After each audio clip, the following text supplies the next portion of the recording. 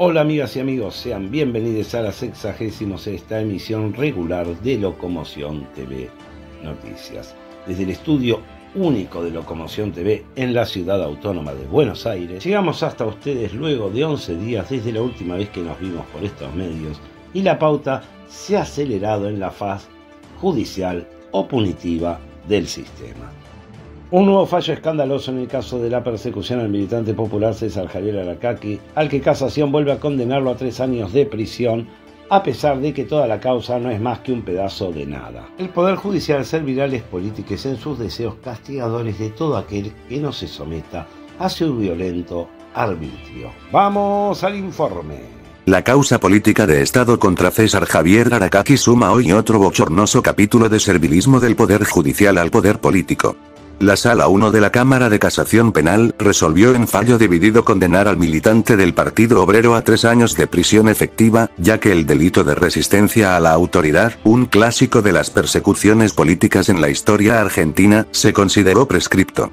El fallo, nuevamente sin ningún tipo de pruebas, ya que hasta el querellante por vergüenza retiró su denuncia, porque fue evidente que inventó una agresión por parte de Aracaki, fue ratificado en gran parte, quizás debido a que todo juez del país que se precie debe tener una servil desfachatez para mantenerse en el cargo. Así las cosas, Aracaki estaría cerca de ir a prisión, mientras los miles de balas arrojadas al pueblo por parte de las fuerzas federales en 2017 no han producido que nadie de las tropas represivas vaya a prisión o a tribunales ni por un segundo. Desde Locomoción Televisión repudiamos este bochornoso veredicto y a los jueces que perpetraron este hecho de servilismo político a las oligarquías y sus empleados políticos, Daniel Petrone, Diego Barroetaveña y Carlos Maínquez, nuestro desprecio de siempre por su indigna condición y su lesa humanidad, la que les llena bien la panza a costa del sufrimiento de gentes del pueblo, a los que les dedican sus más viles acciones represivas y persecutorias. El que no recibió buenas nuevas del Poder Judicial a pesar de ser el violento alcahuete del kirchnerismo fue Ezequiel Guazzora, que fue condenado a 10 años y medio de prisión por violar a una menor, cambiándole a una madre también condenada a la vejación de su hija por droga. Patético. Vamos al informe. El Tribunal Oral en lo Criminal y Correccional número 24 de la capital federal condenó hoy al periodista ultra-K Ezequiel Guazzora a 10 años y 6 meses de prisión por violar a una adolescente a cambio de drogas para su madre. Bastante poco para lo aberrante del crimen cometido por el protegido del poder, que se mantuvo prófugo de la justicia a pocas cuadras de su casa, con policías e intendente peronistas que decían que querían capturarlo. Antes de las elecciones presidenciales, mágicamente cayó el alcahuete estatal y los peronistas empezaron a hablar como siempre de lawfare, algo que hacen ellos con todo civil que no se les someta y que acusan con hipocresía a esa misma civilidad de hacerlo. El tribunal, integrado por los jueces Maximiliano Dialeva Balmaceda, Marcelo Roberto Albero y Javier Esteban de la Fuente, declaró a Guazzora culpable de los delitos de abuso sexual con acceso carnal, lesiones leves y resistencia a la autoridad. El tribunal realmente le hizo precio, como es costumbre en el Poder Judicial de la Argentina, que funciona como se lo mostramos en este video, siempre sirviendo a los ricos y poderosos. En consonancia con lo solicitado por la Fiscalía, el tribunal dispuso que, una vez que la sentencia quede firme, se obtenga y registre el perfil genético de Guazzora en el Banco Nacional de Datos Genéticos, de acuerdo con lo establecido en la Ley número 26.879, que regula el Registro Nacional de Datos Genéticos vinculados a delitos contra la integridad sexual. Esto debería producirse con celeridad ya que el reo podría salir, como ocurre siempre con los violines cristinistas, y estar tranquilo que no figura como violador en los registros oficiales y tendrá la misma impunidad que lo llevó a creer que puede hacer cualquier cosa por ser lacayo de los Kirchner. La madre de la víctima fue condenada a 10 años de prisión como cómplice de la violación que perpetrara Guazzora contra su hija, a la cual entregó. Los hechos detestables no serán motivo de seguimiento a través de C5N, ni de Página 12 ni de los medios del palo, del de los violadores como Guazzora. Si fueran solamente los medios ultra-K no sería tan grave. Algunos de izquierda parlamentaria alineada con el peronismo han hecho mutis por el foro con esta cuestión y muchas otras. Tal su grado de descomposición que ya no distingue más que sus propios negocios y fanatismo con los de arriba y del palo. Sabemos que la hipocresía del expresidente Alberto Fernández no tiene límites, puede hacer lo que sea, como presionar a su ex esposa por acusarlo de violencia de género y para ello cuenta con la que llamamos corporación fálica. Hará todo lo posible desde el Estado para mantener sumisas y devotas a las mujeres. La sola sospecha de que Fabiola Yáñez pudiera arrasar su vida sentimental puso a Poder en la tarea de aniquilarla como de lugar. ¡Vamos al informe! Bastó que se difundieran imágenes de la ex primera dama Fabiola Yáñez con un nuevo Pérez Nada o como quieran llamarle, y tanto el expresidente Alberto Fernández como el actual Javier Milei pusieron el grito en el cielo. Su vocación y tradición machista se desbocaron y Fernández denunció a Fabiola por tener una custodia para un riesgo inexistente, cuando claramente el riesgo es él y quien pueda mandar a violentar a su ex en España. El hipócrita exmandatario pidió, entre otras cosas, que se le quite la custodia, pedido extemporáneo, siendo él quien pidió ser custodiado fuera del país para ganar plata, mintiendo sobre todo lo que imaginó que hizo en la Argentina. No soporta que Fabiola Yáñez rehaga su vida lejos de él y aseguró que su hijo no está cuidado allá. No parece ser el mejor ejemplo de cuidar a su familia el presidente, y desde el video de la cena en Madrid se ve que quiere que su hijo esté en la Argentina para meter mayor presión sobre su madre y las denuncias de violencia de género que le hiciera y que avanzan en la justicia a pesar de las violaciones del alejamiento que le exigieran al expresidente. Alberto Fernández no está solo en esta santa cruzada por su honor mancillado, porque su ex esposa salió a cenar con otro hombre que no sea él. En cualquier lugar del mundo, al menos en aquellos donde no rigiera la Sharía, esto sería un completo despropósito, pero en la Argentina de la restauración machista y la reducción a escombros del feminismo y sus cohesiones, no iban a faltar apoyos para el macho en peligro. En efecto, por pedido explícito del presidente de la Nación, Javier Milei, el Ministerio de Seguridad prepara un informe para solicitarle al juez Ercolini el retiro de la custodia de Fabiola Yáñez. No hay situación de riesgo, evaluó hoy el director nacional de Normativa y Enlace Judicial de la cartera conducida por Patricia Bullrich, don Fernando Soto. El hecho de que Fabiola sea sospechada de intentar rehacer su vida implica que las alarmas de la corporación fálica se activen a full y que la solidaridad del género opresor se ponga en modo de autodefensa. El que lleva la voz cantante, el número 2 del Ministerio de Seguridad, Fernando Soto, aseguró de parte del Estado que vamos a hacer una presentación al juez con un informe de riesgo que se evalúe cómo es la situación original. Ella tenía motivos al principio, pero ahora la situación cambió. Alberto Fernández tiene prohibido salir del país y ella hace su vida normal, sale todos los días, no hay situación de riesgo. El funcionario pondría la situación de Yáñez en España casi en paralelo con la de Pablo Escobar en su lujoso centro de detención llamado La Catedral. El gran problemita del planteo del Estado argentino es que Fabiola Yáñez no es la rea, sino la víctima de la violencia de género desatada por Alberto Fernández cuando fue presidente. Ahora sí, el gasto estatal es evaluado y se le pide una vez más a la víctima que demuestre química pureza, mientras la defensa corporativa del golpeador está asegurada por el mismo sistema. El 30 de diciembre pasado se conoció la noticia del fallecimiento del disruptivo periodista Jorge Lanata. Su partida desencadenó los mayores odios por parte de los alcahuetes del poder a los cuales combatió. ¡Vamos al informe!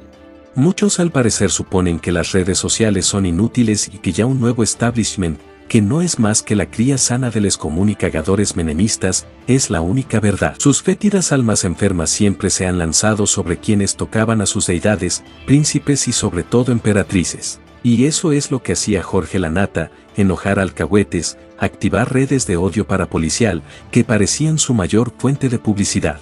Desde esos lugares se emiten los peores efluvios humanos y el poder lo sabe, lo acepta y lo aprovecha. Hay gente que hace cualquier cosa por dinero y lo que toque a los mecenas de su flojera, eso reflejaba Jorge Lanata, por eso lo odian aún. De este tipo devaluado de humanos surgen las críticas más fanáticas, odiado por igual por los poderosos en los últimos 30 años. Podemos decir que el peronismo tuvo especial furia con él y desde su más tierno menemismo criminal al siniestro kirchnerismo, el odio y hasta las acciones de odio destilado contra él nunca han cesado. Los fanáticos lo odiaban y lo odian aún. Era malo para los negocios eso de no hacer lo que ellos hacen, desinformar al pueblo. Murió Jorge Lanata, volviendo a vencer a los parapoliciales, que son los únicos que los verá celebrando el fin de su disruptiva vida, la antítesis de su servil e innecesaria existencia.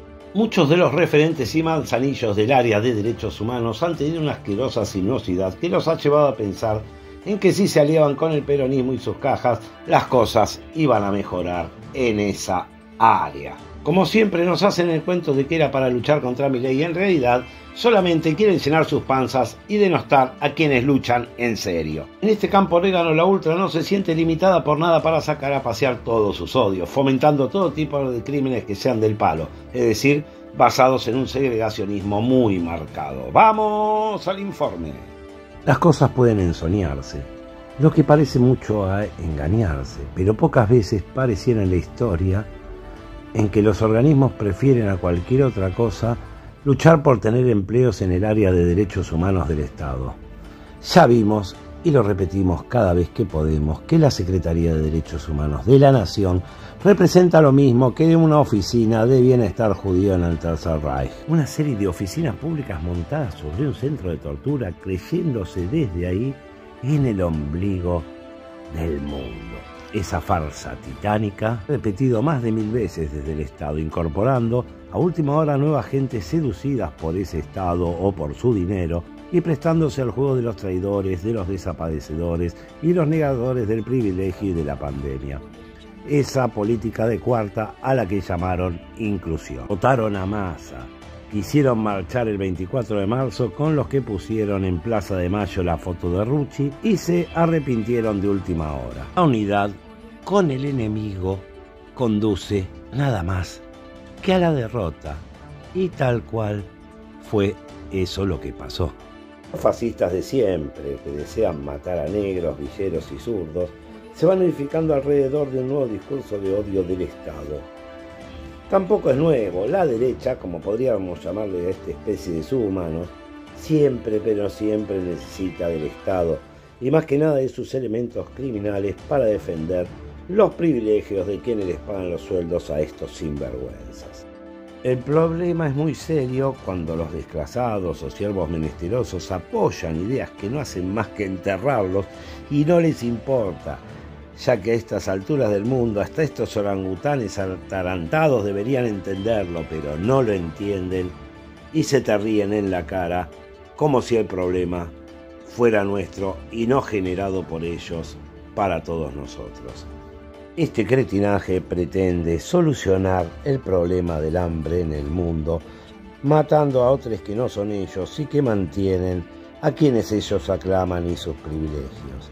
La vida y la muerte de los otros se definen en una escala de colores y en valores y principios altamente cavernícolas.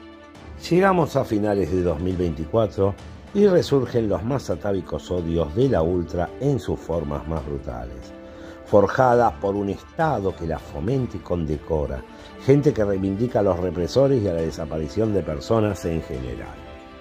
Durante estas fiestas hubo nuevas víctimas de los pepes, en este caso los pepes no serían peronistas, que se alinearon tras un asesino que transformó un tema vecinal en un homicidio. El criminal de barrio, devenido a héroe por unos sarnosos sociópatas, es el ex sicario federal o policía federal Rafael Horacio Moreno. El anciano justiciero para las escorias humanas, homófobas y racistas se sintió con derecho de matar porque se le dio la gana. Quizás guiado, no tenemos casi dudas de ello, por la siniestra política de penalización de la pobreza, el color de piel oscuro y toda esa parafernalia de clichés medievales que llevan a ineptas prejuiciosas como Patricia Bullrich al Ministerio de Seguridad, cuando solo nos hace reír por los falsos positivos que genera, que son de los más ridículos de la historia.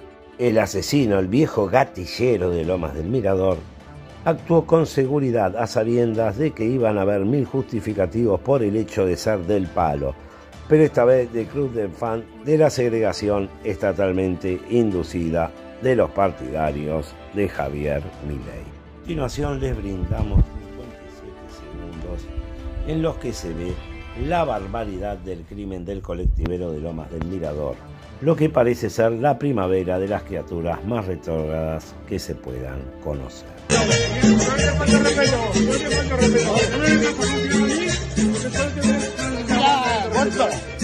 A mí gordo la chota. No me saques un fierro a mí. Yo la toco con un fierro. ¿Fierro vos? No me saques un fierro a mí. A mí no me saques un fierro. ¿Qué me vienes a sacar un fierro, boludo? ¿Quién te cree que sos? No, ¿quién te cree que sos? ¿Quién te cree que sos? ¿Quién te cree que sos que me sacas un fierro? Pero tú no. A mí chupa la pizza, yo no hice policía federal. ¿Cuál es tu policía federal? ¿Qué me ibas a sacar por un fierro? A mí yo también soy federal. ¡Ay! ¡Fíjate, Karina! ¿Llamá a la policía? ¡Fíjate! ¡Llamá a la policía! ¡Llamá a la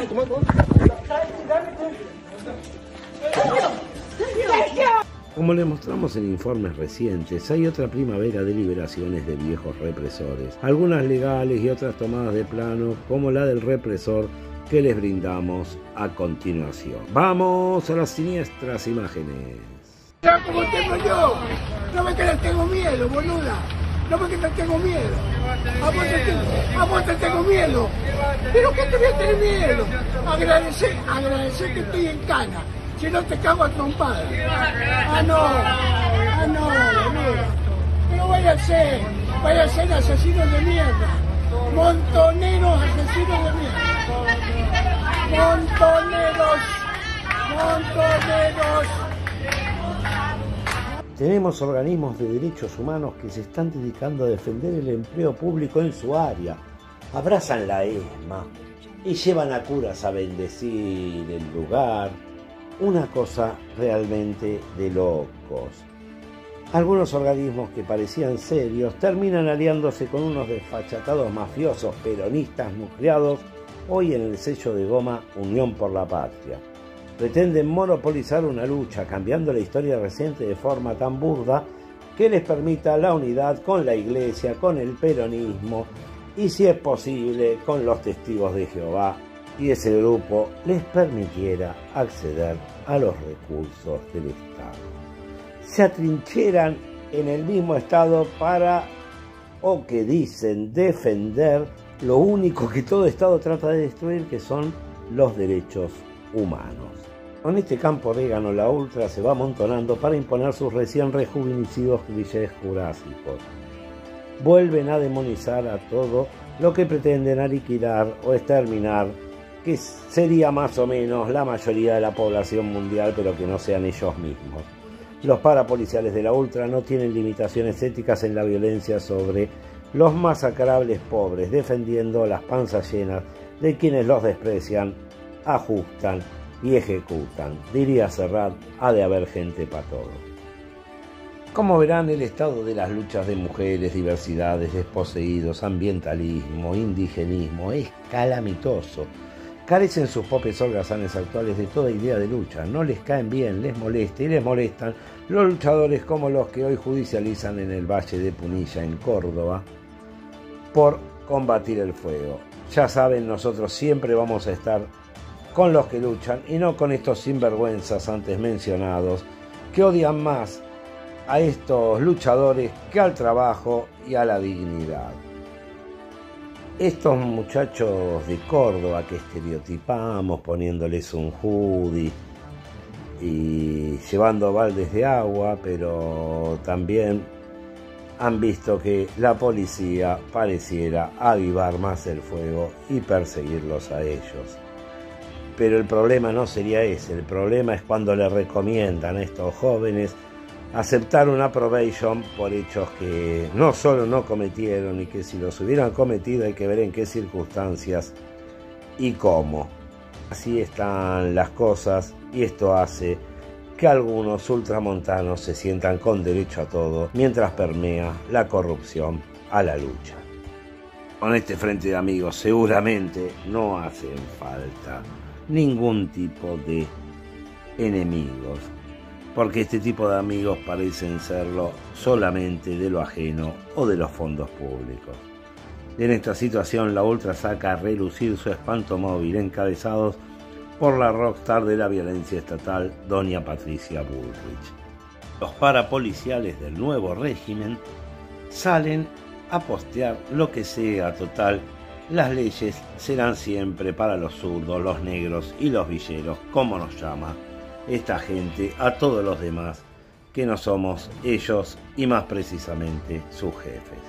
Los parapoliciales son todos iguales, aun los de la ultra como los del kirchnerismo en su momento, capaces de escribir cualquier cosa y de tirar cualquier porquería y lanzarla al aire sin ningún tipo de vergüenza. Algunos podrán preguntarse si esta muestra de odio es verídica. Tratamos de elegir una de las menos duras de todas las que hemos visto. Les podemos asegurar que lo es. No te preguntes si es muy grave, mejor júntate con otros y comenzá a desarrollar alternativas de lucha, ya que de arriba no va a caer ninguna, como lo hemos visto en este mundo plagado de traidores a la lucha. Hasta aquí llegamos con la 66ª emisión regular de Locomoción TV Noticias, la que esperamos haya sido de vuestro agrado. Sin otro particular, será hasta la próxima, amigas y amigos.